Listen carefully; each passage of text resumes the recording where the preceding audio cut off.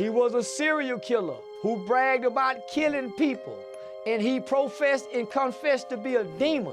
He was that, bro. If he wanted you out of there, he'll go do it himself on feet by himself. I was relieved for the community, man, because he was over there torturing them guys, man. I ain't gonna lie to you, man. Something was wrong with him. That's not human, man. You're not regular, man. He was a devil, man. Bro, Gaara was really moving like a prime King Von back in the day, bro. This nigga dead ass popped up in the Leaf Village and started wreaking havoc on him. Matter of fact, even before Gaara showed up in the scene, we knew them Sand niggas on a different type of timing than them Leaf niggas. Like, actually. Cause tell me why this nigga Kankuro was dead ass strangled Konohamaru for accidentally running to him. Like, this nigga's like 6 at the time, and Kankuro like, I don't give a nigga, you disrespected me, I'm finna knock your lights out. And Tamari's dead ass telling him like, hey bro, chill out bro, we ain't got time to get in trouble because of this bullshit. And Kankuro's like, no, I gotta teach this little nigga some manners. And of course, Naruto just not finna watch his little homie get strangled by some out of town ass nigga. So he attempts to save Konohamaru. And let's just say my boy picked the wrong time to be a lame ass nigga, cause he ends up getting embarrassed in front of the hoes and the youngins. Like, bro really just got dismantled with the twitch of a finger, my nigga. Like, come on, bro. That's the biggest L you can take at this point. But hey, though, at least Naruto tried. Though. I'd rather my homie try to save me than just look at me get throttled like that. So, you know what? I give my props what they do. So after Kankuro just straight up treats Naruto like a bitch ass nigga, he picks Konohamaru up and dead ass is about to bust this little nigga's jaw. But there ain't no need to worry, because the whole Kage of the South Village himself, Sasuke Uchiha, pops up and be like, hey yo, what you think you doing?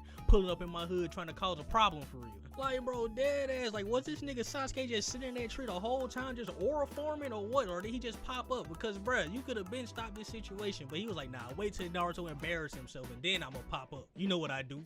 Like, bro, Sasuke had this youngest in Sakura straight fucking meat riding him. And honestly, can't even blame him for meat riding, because, man, compared to Naruto, this nigga Sasuke is the South guy. Like, bro, even Konohamaru had to admit, like, bro, Naruto, you lame as hell. I'm not gonna lie. So Kankuro, after getting straight up disrespected by Sasuke, and him being a young nigga he also is, he's like, oh, nah, bro, we can really get this shit popping right here.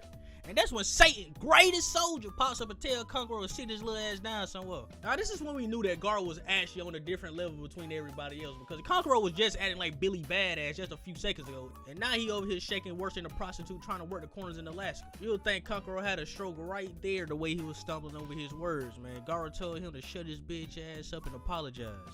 Honestly, I feel like everybody knew Gaara was crazy simply because he had no eyebrows, but I don't think we understood how crazy he was actually finna be. But then we get to the Forest of Death. Okay, now this is where we start to see Gaara's true nature and how much of a demon he really is, because he heard the name Forest of Death and made sure it lived up to it. Because Gaara came inside here and immediately started dropping shit. Like, bro, he was not playing. Now, if you need a bit of a refresher, the requirements to pass the Forest of Death was that you need to meet at the tower with both the Heaven and the Earth Scroll.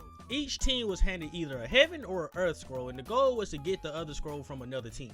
Now, most teams would do a little bit of reconnaissance to see what scroll the other team had before they got into the fight, but I wouldn't be making this video if Gaara was like most of these niggas, now would I? So Gaara walks up to the first team he sees and is ready to get shit rocking, okay? And that's when Kankuro tells him that maybe, just maybe, they should probably see what scroll the team has first before they start a fight. You know, there's no reason to have an unnecessary fight, because if they got the same scroll as us, then we just wasting energy here, okay? And then that's when Gaara pretty much tells Kankuro to shut his pussy ass up. He tells him that these folks had the misfortune of walking into me, okay? It don't matter what scroll they got. They saw my face, so they gotta die. And that's how you know this nigga's crazy, because even Kankuro was like, bro, what is wrong with you, bro? Why can't you just be normal for once? Of course, he didn't say this, but in his mind, he was thinking this shit. Again, this the same Kankuro that was just about to break a 6-year-old's jaw for running into him, okay? He's saying this nigga's kind of crazy right now. So after Gaara tells Kankuro that he's just here to murder these people, he does exactly that and walks up to the team leader and turns this man into a jar of freaking strawberry jam. Now, after seeing their big homie get turned into a tube of red paint, understandably, the two other rain ninjas just gives Gaara the scroll and say, hey bro, we don't want no smoke. You can have this scroll, just let us leave.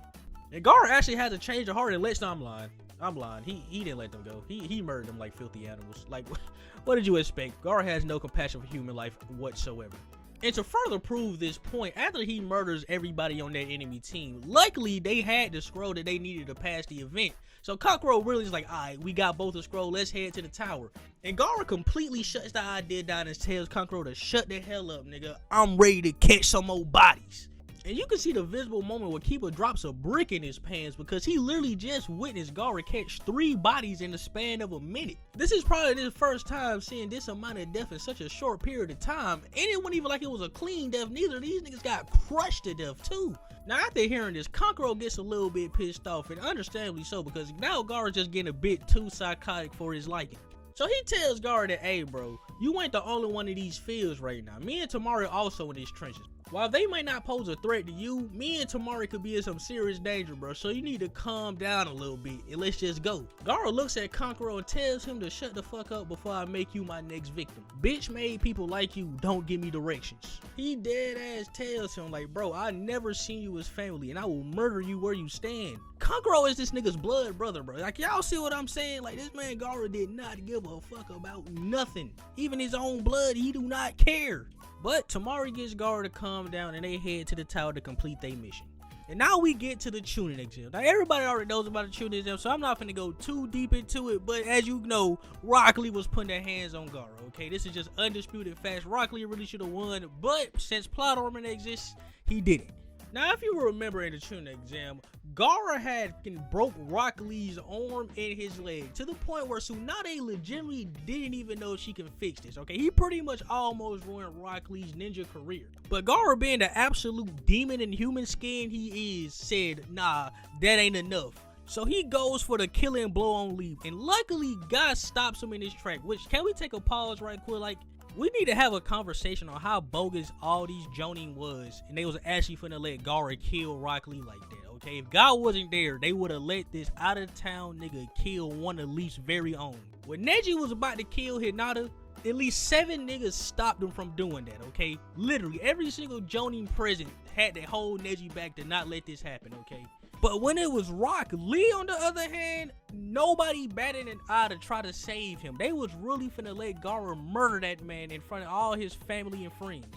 I'm not gonna lie, this really should have been Rock Lee's villain arc, bro, okay? Because that would have been my villain arc if everybody was just finna watch me get murdered except my sensei. Like, nah, they bogus as hell for that one. Anywho, back on topic though. So after Gaara doesn't get the kill on Rock Lee and how Rock Lee gets hospitalized, why does Gaara sneak into Rock Lee's hospital room and try to murk him right there? And Gaara's so cold-blooded that even after he gets caught in the act of attempting to murder Rock Lee, he looks Naruto and Shikamaru dead in the face and was like, yeah, I'm finna kill your homie.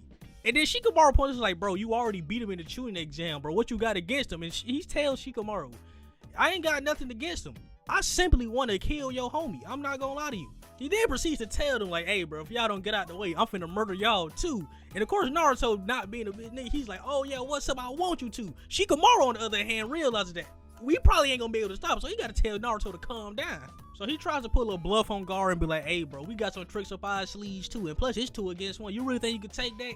Gaara not folding and saying, bro, if you get in my way, I will murder y'all too. But then again, Naruto ain't folding neither. He's saying, you ain't the only one with a demon. I got one too. We can really get this shit splacking in here trying to murder my homie. Somehow, Shikamaru de-escalates the situation and gets Gaara to leave. But Gaara still got this innate bloodlust inside of him. And so he's trying to go on the prowl and catch something.